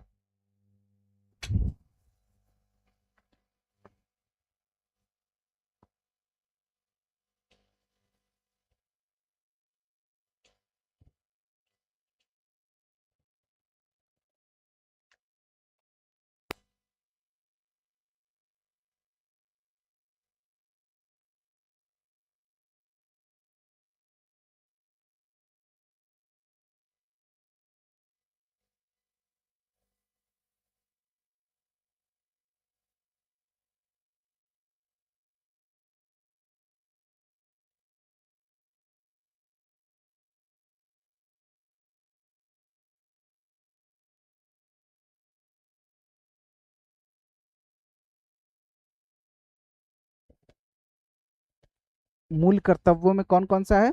प्राकृतिक पर्यावरण की रक्षा एवं संवर्धन करना, मतलब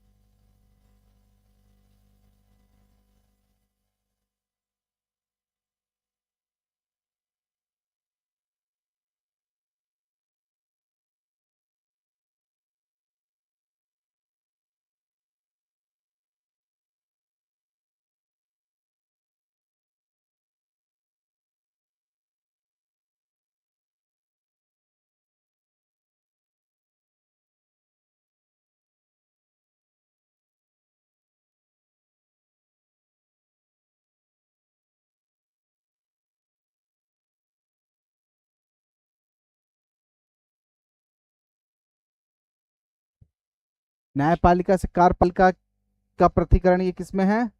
आर्टिकल 50 में है। ठीक।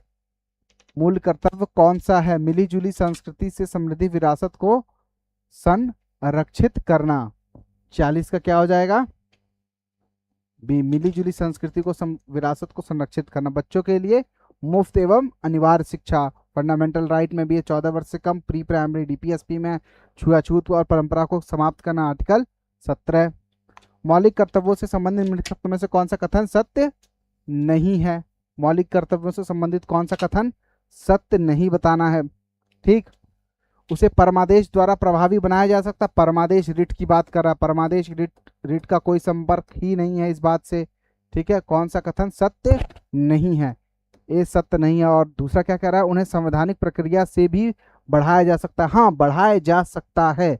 इस बात पे समय समय पे कानून बनाए जा सकते हैं कि आप कानून बना के मौलिक कर्तव्यों को अधिकार के रूप में जनता के सामने पेश करें। अस्पष्ट विधियों को व्याख्या के लिए उनका उपयोग नहीं किया जा सकता। हाँ, मौलिक कर्तव्यों का उपयोग नहीं किया जाता। यहाँ पे ये बात कर रहा है, यहाँ पे ये प्रस्तावना को कह रहा है, प्रस्तावना। यहाँ पर इसका कहने का मतलब प्रस्तावना है। ठीक। किसी विशिष्ट कर्तव्य का पालन करना संवैधानिक कानूनों के क्षेत्र में आता है जिसे न्यायालय निर्देशित करता है। ये बात भी सही है। ठीक। तो क्या हो जाएगा? ए हो जाएगा। कौन सा कथन सही नहीं है? निम्न में से कौन सा एक गलत है? गलत बताना है, गलत। गलत बताना है। 42 नंबर बताना है, जल्दी से बताइए।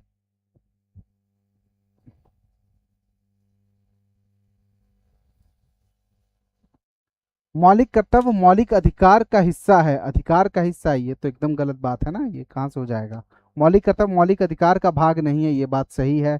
संविधान के भाग 4 क में मौलिक कर्तव्यों को गिना गया, रखा गया। ठीक है। 51 में प्रत्येक भाग में 11, मूल में कितने थे? 10 थे। ठीक। भारतीय संविधान के अंतर्गत निम्नलिखित में से कौन सा एक मौलिक कर्तव्य नहीं है बताना है। कौन सा मौलिक कर्तव्य नहीं है बताना है। ठीक। लोग चुनाव में मतदान करते हैं, ये कौन सा एक विधिक अधिकार है। ठीक है, कानूनी अधिकार। वैज्ञानिक प्रवृत्तियों को विकास करना, ये हमारे में है। सार्वजनिक संपत्तियों की रक्षा करना, ये भी मौलिक कर्तव्य में है। संविधान के प्रति निष्ठावान रहना और उसके आदर्शों का सम्मान करना, ये भी है। तो क्या हो जाएगा? ए। निम्न में से कौन सा राज्य के नीति निर्देशक सिद्धांतों का उद्देश्य नहीं है? उद्देश्य नहीं है, नीति निर्देशक सिद्धांतों का, डीपीएसपी का उद्देश्य नहीं है। 44 नंबर बताना है हमें।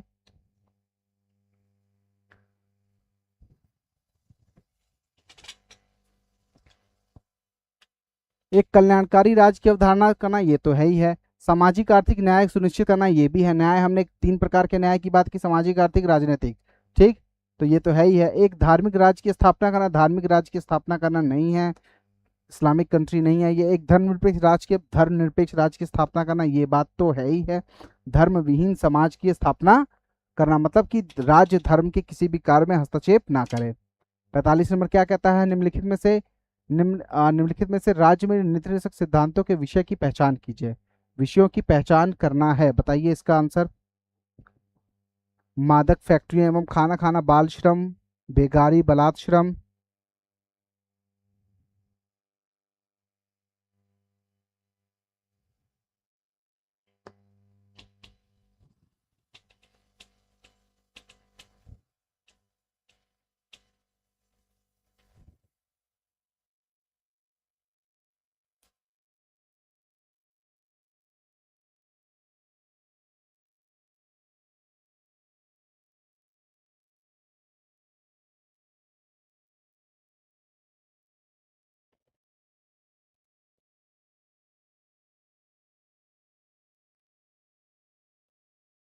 पहचान, नीति सिद्धांत के विषय में पहचान करता है। ये मादक पेय पदार्थ किसमें है, ये हमारा कौन सा हो जाएगा, आर्टिकल 47 क्या कहता है, मादक पेय पदार्थों की बात करता है, दवाइयों की बात करता है और उन उसके उपयोग की बात करता है, लेकिन पेयजल की, शराब की बात, शराब जैसी चीजों की बात नहीं करता है। फैक्ट्रियों में, कारखानों में बाल श्रम, ये हमारा किसमें है, 24 में है। बेगार एवं बलाश्रम 23 में है। अस्पृश्यता निषेध 17 में। ये सब क्या है, फंडामेंटल राइट है। ये तीनों क्या है, फंडामेंटल राइट है। सही का चुनाव करना है, केवल एक हो जाएगा। राज के नीति सिद्धांतों के बारे में निम्नलिखित कथनों पर विचार करना है। कौन सा कथन सही है बताना है, कौन सा सही है बताना है। ठीक, 45 नंबर बताना है कौन सा सही है बताना है। ठीक है, ये तत्व देश के सामाजिक आर्थिक लोकतंत्र की व्याख्या करते हैं। हाँ भाई साहब, करते हैं। ठीक, इस तत्व में अंतर्निहित उपबंध न्यायालय द्वारा परिवर्तनीय एफिडेबल नहीं माने जाएंगे। हाँ, नहीं माने जाएंगे, यही डीपीएसपी की विशेषता है, यही विशेषता है। आप इसके लिए सर्वोच्च न्यायालय नहीं जा सकते हैं। ठीक, भारतीय संविधान का कौन सा अनुच्छेद भारत की विदेश नीति से संबंधित है, भारत का संविधान का कौन सा अनुच्छेद भारत की विदेश नीति से संबंधित है। 47 नंबर सवाल बताइए।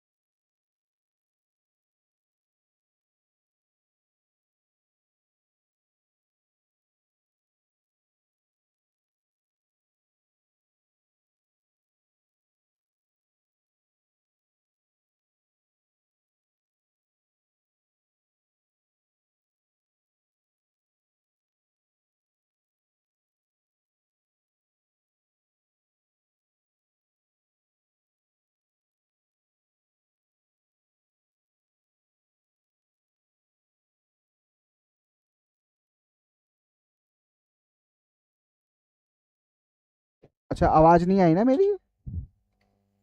मैं कह रहा था कि भारत संविधान में कौन सा अनुच्छेद विदेश नीति से संबंधित है। मैंने कहा 380 किससे संबंधित है, 7वें संविधान संशोधन द्वारा इसको हटा दिया गया, संविधान का हिस्सा नहीं है। 312 किससे संबंधित है, ये लोक सेवकों से संबंधित है। और अनुच्छेद 60 किससे संबंधित है, अनुच्छेद 60 संबंधित है राष्ट्रपति के शपथ से संबंधित, राष्ट्रपति के शपथ से संबंधित है। और विदेश नीति से संबंधित कौन सा हो जाएगा, अनुच्छेद 51 हो जाएगा। ठीक, अगला देखिए, निम्नलिखित कथनों पर विचार कीजिए। भारत के संविधान के संदर्भ में राज्य की नीति निर्देशक तत्व, ठीक, राज्य के नीति निर्देशक तत्वों के बारे में बताना है कि कौन सा सही है कौन सा गलत है। ठीक है, विधायकों के कृत्य पर निर्बंधित करता है, निर्बंधित नहीं करता है किसी प्रकार का, नहीं कार्यपालिका के कृत्य पर निर्बंधित करता है, ना विधायिका के, ना कार्यपालिका के, ना न्यायपालिका के, किसी के नहीं। सही का चुनाव करना है तो राज्य के निर्देशकता सहज अध्ययन के लिए निम्नलिखित कौन से भागों में विभाजित किया जा सकता है, कौन से भागों में विभाजित किया जा सकता है। समाजवादी हाँ है, उदार बौद्धिकवादी हाँ है, गांधीवादी हाँ है, उपयुक्त सभी हाँ है। ठीक, समाजवादी तत्व आपको पता है, बौद्धिक तत्व पता है,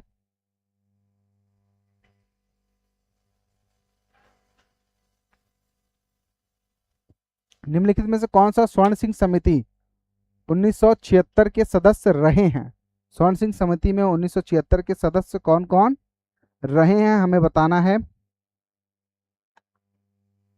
सी,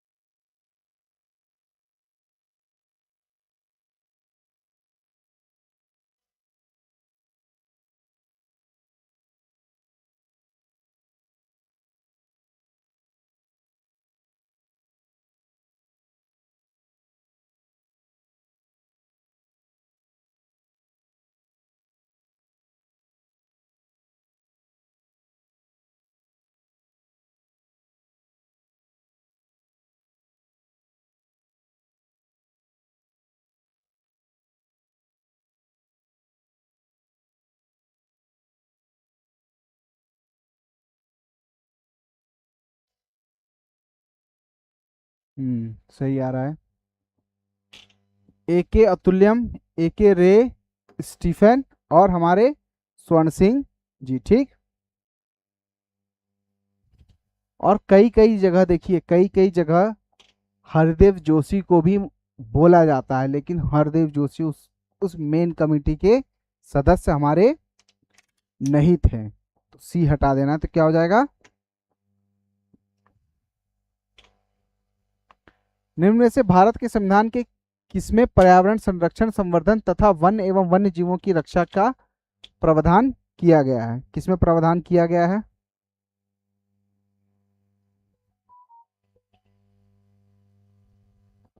ठीक है, राज्य के नीति तत्वों में भी है, ठीक, और मूल कर्तव्य में मैंने क्या बताया था? 51 उसका जी, और ये 47, ठीक। तो दोनों हो जाएगा, ए और बी दोनों, ठीक। 42वें संविधान संशोधन द्वारा किस अनुच्छेद के माध्यम से श्रमिकों के प्रबंधन की भागीदारी सुनिश्चित की गई है? श्रमिकों के प्रबंध के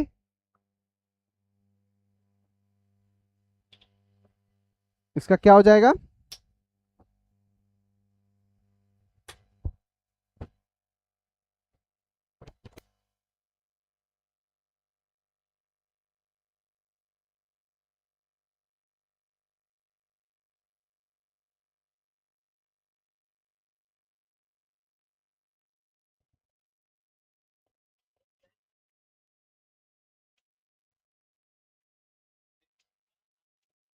क्या हो जाएगा? प्रबंधन की बात की गई थी, 42वें में संशोधन किया गया था, 43 का ए, ठीक। हम्म। कौन सा सही नहीं है बताना, इसमें कौन सा सही नहीं है बताइए जल्दी से।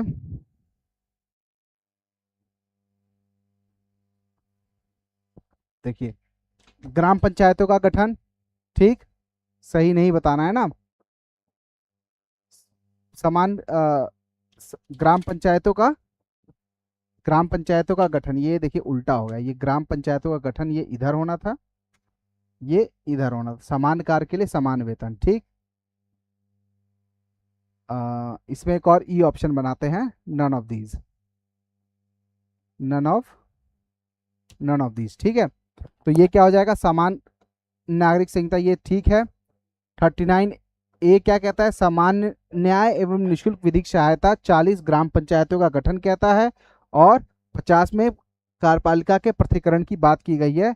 तो ये भी गलत है, ये भी गलत है, ये भी गलत है, इसमें हो जाएगा ई ऑप्शन, ठीक। भारत में न्यायपालिका कार्यपालिका के पृथक्करण की बात कहाँ की गई है? डीपीएसपी में की गई है, ठीक। संविधान के अंतर्निहित प्रावधानों को निर्देशित करना है, वह न्यायालय द्वारा परिवर्तनीय होंगे। संविधान के प्रावधान जो हैं उसमें कहे गए हैं बात, इस भाग में सिद्धांत राज के द्वारा कानून बनाने को प्रभावित करने के लिए रूप में निर्देशित किए जाते हैं, वह किसी भी न्यायालय द्वारा परिवर्तनीय नहीं होंगे, ये बात सही है, ठीक।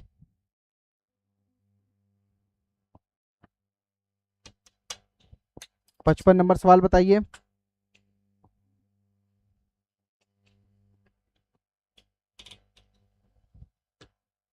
क्या हो जाएगा? परिवर्तनीय नहीं होंगे, ठीक। इस भाग के अधिकतम सिद्धांत राज्य के द्वारा कानून बनाने को प्रभावित, जो डीपीएसपी में जो बातें कही जाएंगी, ये डीपीएसपी के बारे में, हाँ, भाग 4 के विषय में, ये भाग 4 के विषय में अंतर्निहित प्रावधान बता रहा है। तो वो प्रावधान न्यायालय द्वारा जो है, न्यायालय द्वारा प्रवर्तनीय नहीं माने जाएंगे, लेकिन लेकिन राज्य समय समय पे इसके हिसाब से कानून अपने बनाएंगे, कानून बनाएंगे। बंधुआ मजदूरी से संबंधित, बाल श्रम से संबंधित विभिन्न कानून इस पे बनाए गए हैं, ठीक। तो आज की हमारी यहीं तक सेवा थी, हाँ ठीक है। ये इसका क्या हो जाएगा? 2 और 3, हाँ हाँ, ठीक। ये हमारा 2 और 3 तक हो जाएगा, ठीक है ना। और ये आज हम लोगों ने सवाल अपने 55 सवाल देख लिए, ठीक। और इसकी पीडीएफ और इसके विषय में सारी जानकारी, टेलीग्राम का ये क्यूआर कोड है, इसको स्कैन कीजिएगा, अपने टेलीग्राम की सेटिंग में जाइएगा, सेटिंग से इसका स्क्रीनशॉट पहले लीजिएगा, फिर इसको स्कैन कीजिएगा, ये स्कैन हो जाएगा। हाँ, आप टेलीग्राम ग्रुप पे जुड़ जाएंगे, ठीक। और एक पूर्णतः निशुल्क समान अध्ययन का जो बैच चल रहा है यूपी एलटी ग्रेड, और इसमें जहाँ पे भी समान अध्ययन जिस भी परीक्षा में आती है वहाँ के लिए समान रूप से ये सारी चीज़ें लागू होंगी। ठीक। उसके बाद ये हमारे बैचेस चल रहे हैं यूपी टेट के लिए। हाँ, एक संघर्ष बैच चल रहा है। ठीक, आप लोग इसको ज्वाइन कर सकते हैं, बहुत मिनिमम से मिनिमम कॉस्ट में चल रहा है। वहाँ पे आप लोग लेक्चर देखिए और चीज़ को समझिए। ठीक, हमारी एनसीईआरटी की क्लासेस चल रही हैं, पॉलिटी की क्लासेस, एनसीईआरटी बैचेस हैं, पॉलिटी के बैचेस हैं, हिस्ट्री के बैचेस हैं। एनसीईआरटी के उन सारे चैप्टरों को हम क्लास 6 से लेकर क्लास 12 तक की एनसीईआरटी को अच्छे से समझा रहे हैं, पूरा इलेबोरेट किया गया है। आप उन सारी चीज़ों को देख सकते हैं। इस नंबर पे कांटेक्ट कर लीजिए, यहाँ पे आप लोग जुड़ जाइए इस चैनल को प्रमोट कीजिए, अपने भाई दोस्तों बहनों तक इस क्लास को पहुँचाइए जितने भी हो सके। ये अभी नया नया आप लोग का ही चैनल है, आप लोग के लिए ही द्वारा चलाया जाएगा, आप लोग ही इसको बढ़ाएंगे। आज हम अपनी क्लास यहीं समाप्त करते हैं, कल पुनः मिलेंगे। आपको टाइम सूचित कर दिया जाएगा और मैक्सिमम टू मैक्सिमम लोगों को आप लोग क्लास में जोड़िए कि मैक्सिमम लोग आएँ, कि ये चैनल भी ग्रोथ करे और आप लोग भी ग्रोथ करें, मिल के साथ चलेंगे, देखते हैं कहाँ तक चलते हैं।